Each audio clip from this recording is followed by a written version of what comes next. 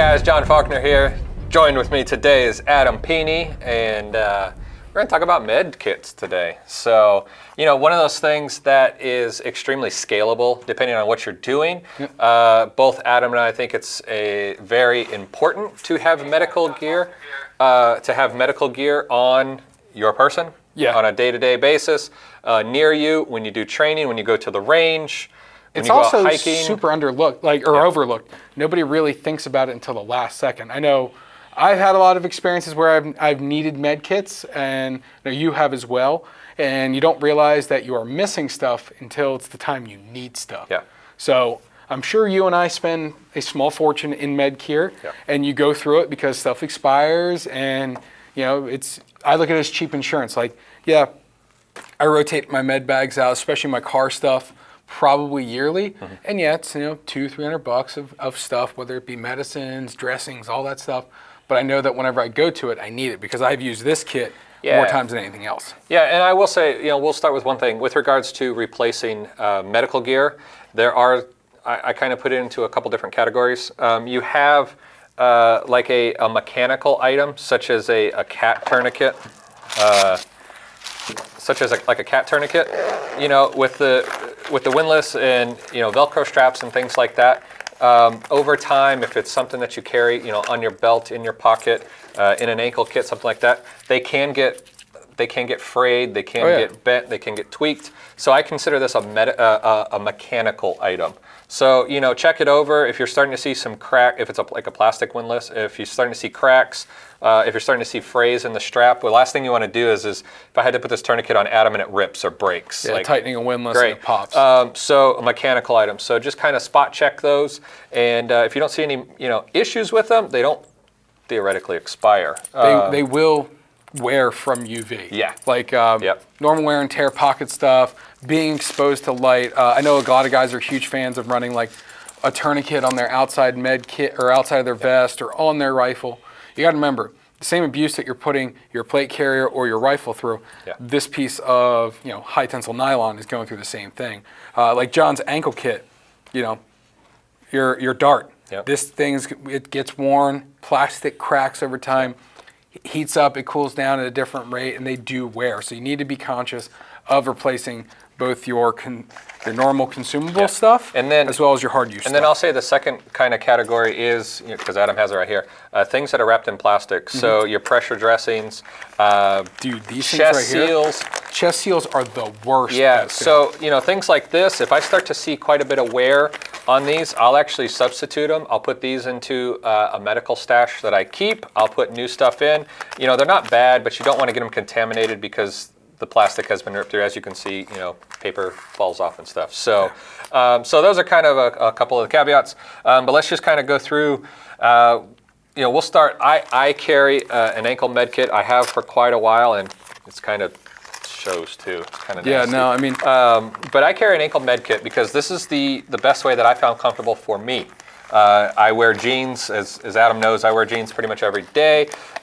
So for me, it's the easiest to carry a med kit. I tried, in pocket. I carry a tourniquet sometimes in like inside the waistband holster, things like that. But for me, I have just found the most consistent way, and that's what we're looking for in an EDC, is a consistent way of carrying gear, was an ankle rig. So this is a Progressive Force Concepts ankle rig. I kind of modified. I had another flap that I cut off. But in this, I have pressure dressing, I have gloves, I have chest seals, duct tape. Which is crazy you got a chest seal on that, by the way. Yeah, so, and then I carry a rat's tourniquet. I know some of you guys poo-poo them. It's fine, I'm okay. I do have a 4-year-old child, so if I have to, it can be utilized on him easier than a cat tourniquet. But also, it's one of those things where it was just the form factor. It's just hard to get a cat tourniquet and it still feel comfortable. So it's just easier in this form factor to keep it as a rat's tourniquet. And then on the other side, I do have a dart. And instead of trauma shears, because once again, it's just hard to get a pant leg over trauma shears. And it's also, when the reason why I like John's method, vice scissors, there's less of a chance of me getting stabbed with somebody. Like if you, If you're shot, you're injured or something, and you have somebody that's pumping adrenaline going at you with shears, the probability of them sticking you is significantly high. Yes. I only know this because I've had to do it. A buddy of mine, who you know, a big YouTuber, he got a ricochet, went into his, the front of his leg and came out the back, and he's bleeding profusely. And I looked at it, and you had to go ankle to thigh to make sure you do a blood swipe and make sure there's no other impacts, because people that get shot once, they generally or may not feel the second or third impacts, so you need to do a blood swipe of everywhere else, especially if they're under shock. And when your hand's shaking and you're trying to cut through denim, the ability to put too much force in and then give them another wound is exceptionally high. Yeah, so I like the Benchmade Triage. That's what I carry. It's got a cool hook on it that you can rip, and it cuts really well. Also works really good on seat belts if you needed that to get out. It has a glass breaker on it. But once again, the knife just fit easier in this system, so therefore that's what I carry. So on a day-to-day basis, this is my ankle rig. I did put my blood type on the outside just in case somebody were to find me and see that. So this is my ankle kit. This is what I carry with me every day. What do you got? I don't do on body. As you guys know, I'm a big backpack guy. So mine is a Spiritus System sack with basically a Dark Angel medical kit that's got some extras in it, some Band-Aids, aspirins, stuff like that. The thing I like about this kit is I fold the back, throw it in my bag, it's good to go. But these are actually designed to be held underneath the cummerbund of a plate carrier, so it'll sit here. So I have dual purpose on this, but keeps everything inside I need it, gloves, all that good jazz. I wear shorts. I have fantastic legs, as I've been complimented on by John many a times. So this system doesn't work for me, but this system does, because I'm usually within arm's reach of my backpack at any given time. Yeah, and so for me, scaling up, I go from on body with the ankle kit to a Dark Angel medical. Fantastic guys. Yeah, Carrie Davis is good, people. I love Carrie and the guys over there. But this just allows me to carry more stuff with regards to, I have a cat tourniquet on the outside. I also have a Rev Medics tourniquet on the inside. So 2 tourniquets in here, 2 pairs of gloves. It's packed full, and then trauma rip shears on the back. So this sits inside my EDC bag every day, and it just gives me some more redundancy. So if I was ever, come up on a vehicle crash or something, I now have 3 tourniquets just between me and my bag. 3 tourniquets and enough dressing to handle a couple of major wounds. So for me, Dark Angel medical kit, the dark, D-A-R-K, yeah. D-A-R-K. So let's do a segue, and we'll answer a question, because we got the on-body and backpack stuff done. Brian, best IFAC pouch on the market today, and then best squad size medic bag. Do you want me to take this? Or? Go for it. So for squad size medic bag, look at either 1110 Tactical. They make some really good stuff, especially for SWAT operators and medics in that field of the law enforcement side. You can also look at North American Rescue, NAR. They're big on our website. We sell a lot of their individual med kits. They're super, super good. And then for pouches, it's whatever you feel like. I really like the Magpul Dakas. They're super weather resistant. They're really strong. They're scalable up and down, so you can get different sizes. So you can take a Dark Angel, where you may not need the MOLLE fitting, but you want these contents in a little bit more civilian-esque form factor, use a DACA. Yeah. That's what I like generally. Yeah. And, and I will say, as far as like the DACA goes, if you're talking like an IFAC pouch that's in I'd say a general location, so a bag, a vehicle, anything like that, it should have a red identifier on it. Even Adams here has a red tab on it. Like, this is the only red thing that I keep in my bag. So if I had to, hey, you over there, I have no clue what your name is, you over there, go grab my bag out of my truck. I need the red pouch out of it. He knows exactly what to grab. I mean, I keep the medical, Red Cross on there, which is a universal sign that most people know, but not everybody knows. But I can tell them, and the zipper part, the zippers to the pocket that I keep this in are actually red zippers on my backpack. So I can say the red zippers, the red bag, that's what I need, and they can grab it and help administrate aid as well, in that fashion. So in the car. Yeah.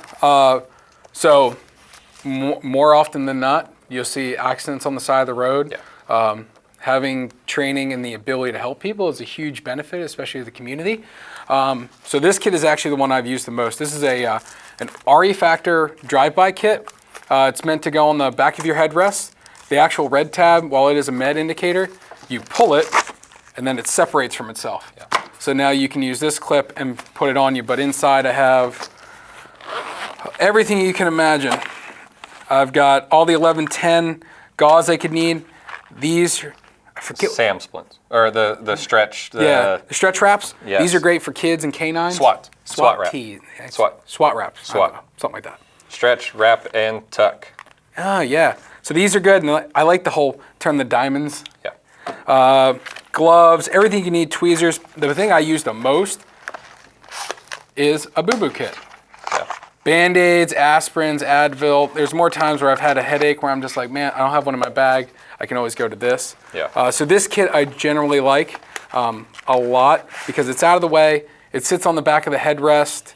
It's got 2 mag pockets. I use them for actual med stuff. You could use them for magazines if you were a law enforcement officer or you needed to carry it for a ranch or something like that. But this kit to me is worth its weight in gold. I've used it more times than I can imagine. Yeah, I have the same exact thing, but I don't use the attachment because I hated the fact that the Velcro kept sticking to the back of my hat. Oh yeah, if you have, like my wife has really long hair, Yeah. so she'll like lean forward and then it pulls. Yeah, So it's so- kind of annoying, but if you bump it, now it's sitting in my Ram in the back passenger, forward facing. Because nobody ever sits in the back of my truck anyway, but it's there, it doesn't bother her, and if I need to get it, it's super fast. Yeah, and another option to that would be the Iits Tactical Tallboy.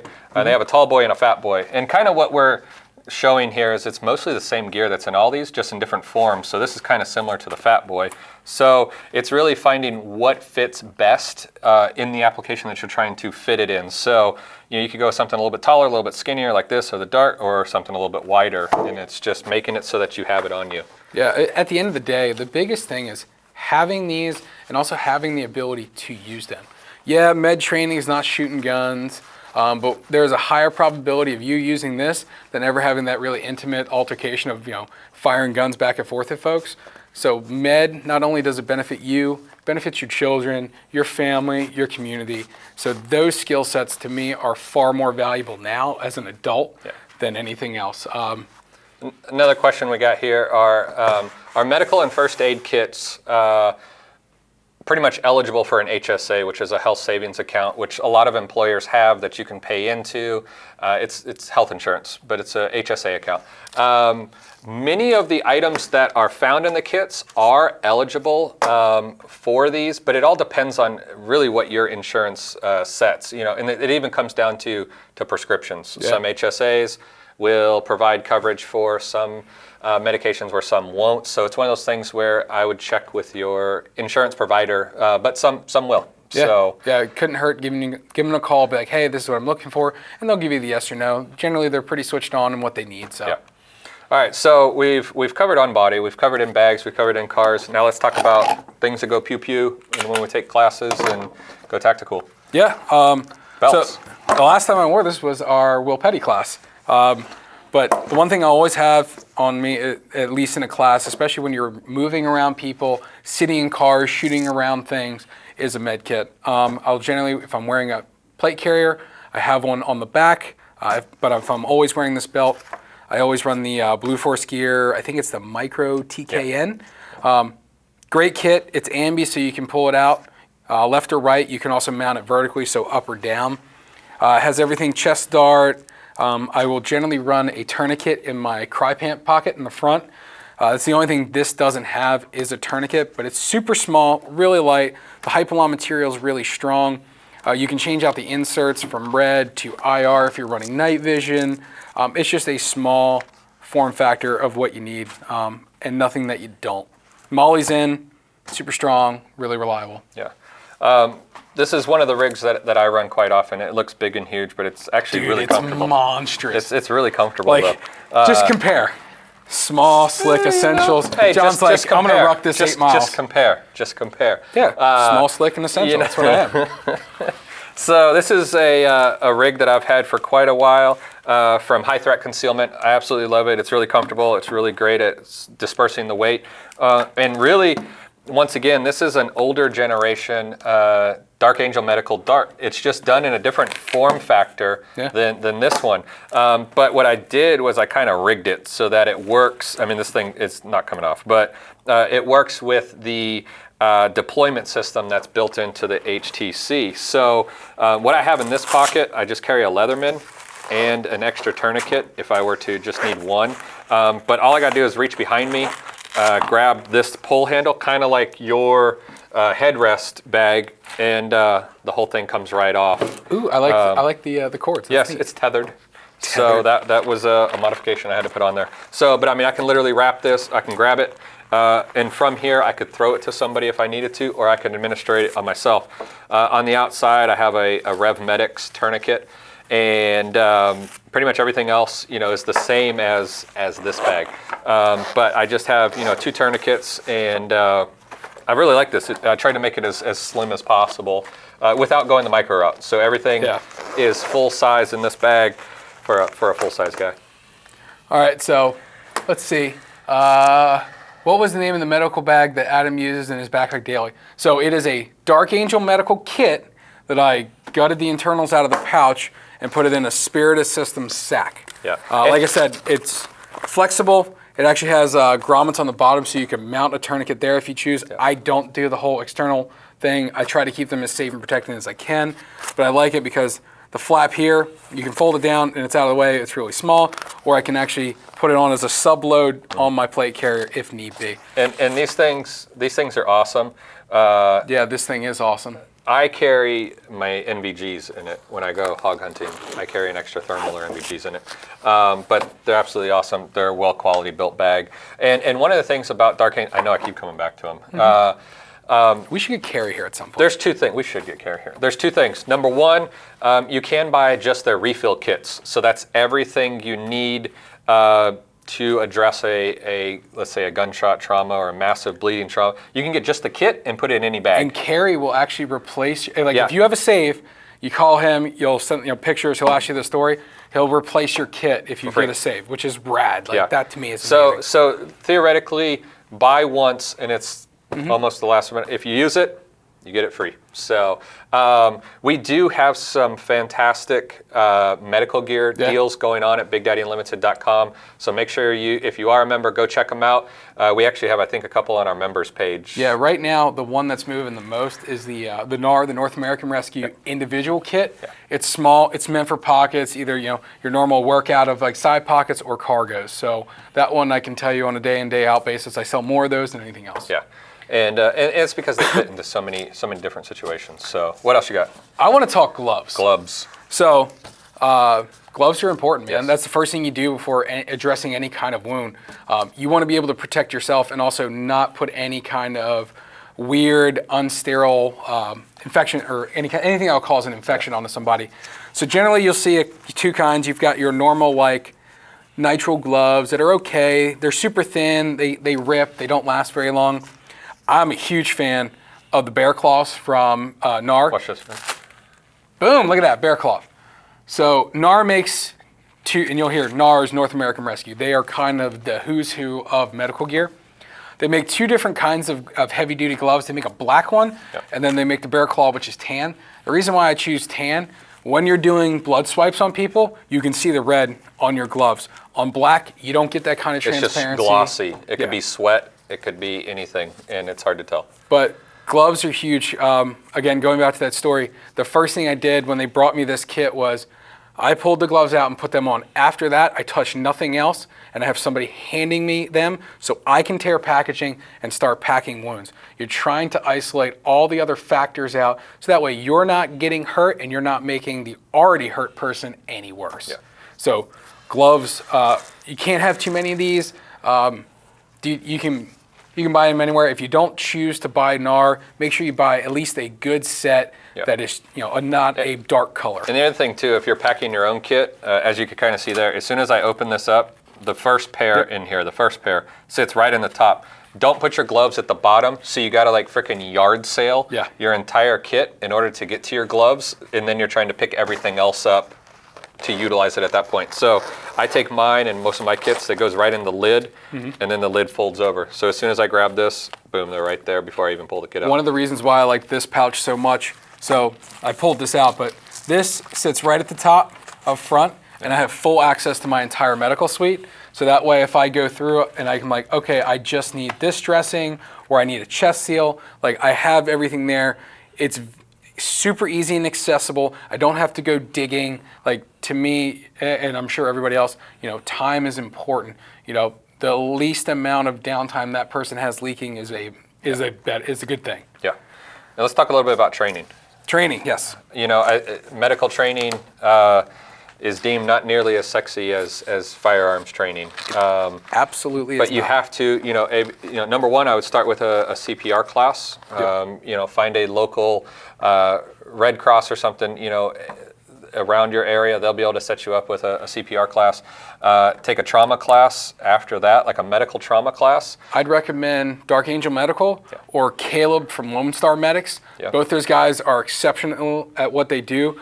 They don't teach guns. Carry does a little bit, but their main focus is the med side. Befriend doctors, befriend nurses. Yeah. You can pick up little tips and tricks. Like they will help you every which way they can. I will tell you, doctors are a good choice. If you have any friends that are ER nurses, they're the ones that deal with people first, or EMTs. They're both fantastic resources in order to ask questions. I will forewarn you, they will have stories for hours. So you gotta be ready for that. But those are two definite things that you have to really look into is training. And then practicing, You should be able to apply a tourniquet on any of your extremities one-handed. And have people practice on you. Like, I didn't realize how, I was doing a training class with 1110. They were teaching LE Med. And it was the first time I ever had to apply a tourniquet. And he's like, you're not putting enough force on it. And I was like, what do you mean? So he had me lay down and then drove his knee into my thigh to the point where I thought he was going to bend my knee, my entire leg backward. He's like, that's how much force you put on it. Yeah. And being able to understand that pressure by feeling it is a super good training tool. Tourniquets are not on until they really, really hurt. Yeah. That's the phrase I always go with, And then, I would say the last thing, I can open this kit up if you want me to. Have your medical kits staged and ready to go. So if you have a tourniquet like this tourniquet here, this is the way I stage mine. I fold the tail under to the front and I tuck it back where the windlass goes. So I can literally just one-handed pull it down and it's ready to rock and roll. Biggest mistake I've ever seen is people simply doing this. Yeah, put in the, That over there. It prevents you from using your windlass. You can't lock it in. It takes 3 seconds to do. And I would say still, if your tourniquet is in the package, it's not ready to go. So I always have mine, make sure they're staged. And when you stage a tourniquet, look at this.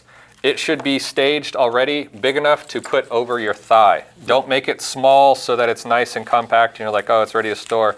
It should go over, your thigh, or if you have a loved one that's bigger than you, it should be able to go over their thighs. I don't find people that have many thighs bigger than mine. Maybe James, that's about it. Yeah, but, James is a monster. But yeah, so my tourniquets are always staged. As you can see, I even demoed it and then got it ready, got it staged. The tab is ready and I put it right back. Leave that out. We're going to talk tourniquets next. Oh, okay, sorry. Okay, so tourniquets. There's a ton out there. Some of your big ones, what was this again? The SWAT? SWAT is basically just a big stretchy rubber band that you wrap around. You'll see these ovals turn into circles. That's when you know you've got enough tension on them. I've always been taught that this is mainly for animals or children. Infants, most of the time, something that can't take, this is too big to go on, or it could cause some kind of damage to them, broken bones, stuff like that. So SWAT, I think having one of these is really nice. They're also universal. If you need to make an improvised sling, if you need to apply just pressure, not like a gunshot wound, but if you cut Elevating yourself, your arm, if you cut yourself, being able to put some gauze on it to soak up the blood, but then you'd be able to use this as quasi a pressure dressing. I've seen literally people sling their arms because they've dislocated shoulders. So it's, it does have a really good multi-use purpose where most other tourniquets are tourniquets. Yep. So my tourniquet of choice is a soft T wide. Some features of this that I like. I just feel like the cats are great. Plastic buckles, plastic windlass. For me, I want something just a little more for the peace of mind. Soft T wides, they have a wider footprint, but everything's metal. Your windlass is metal, it's knurled, so that way you can get grip on it. So if your hands are bloody, they're wet, you're gonna have some bite on it. The actual windlass clip you hook into is super simple and easy. My biggest thing is that it is wide and it is strong, and it's very rare that these ever break. Yeah.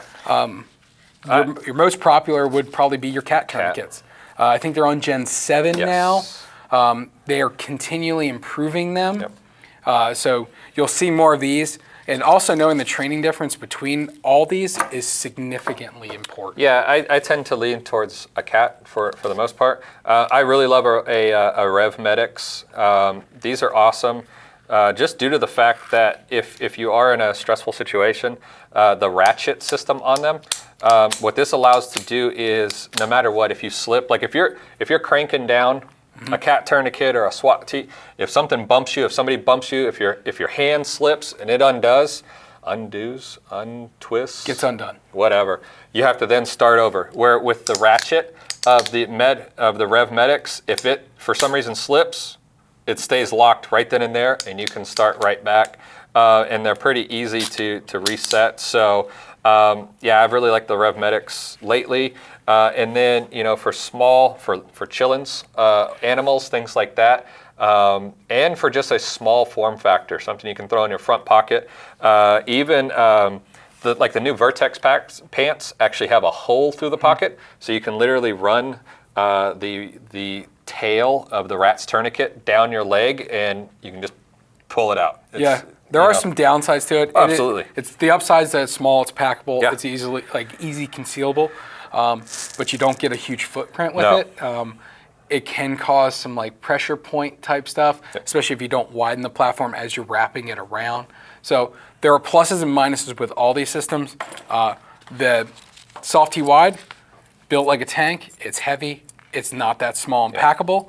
I think out of all of them, the cat is probably the best middle ground. And it's also, like I said, the most socially acceptable. And yes, they can work, but a belt is not a tourniquet. Oh, So by the way, tampons are not meant to be used for wounds. Yeah. That is the amount of absorption is not enough. For Yeah, most not when people. you crack this open and your Israeli combat gauze is 6 feet. Yeah.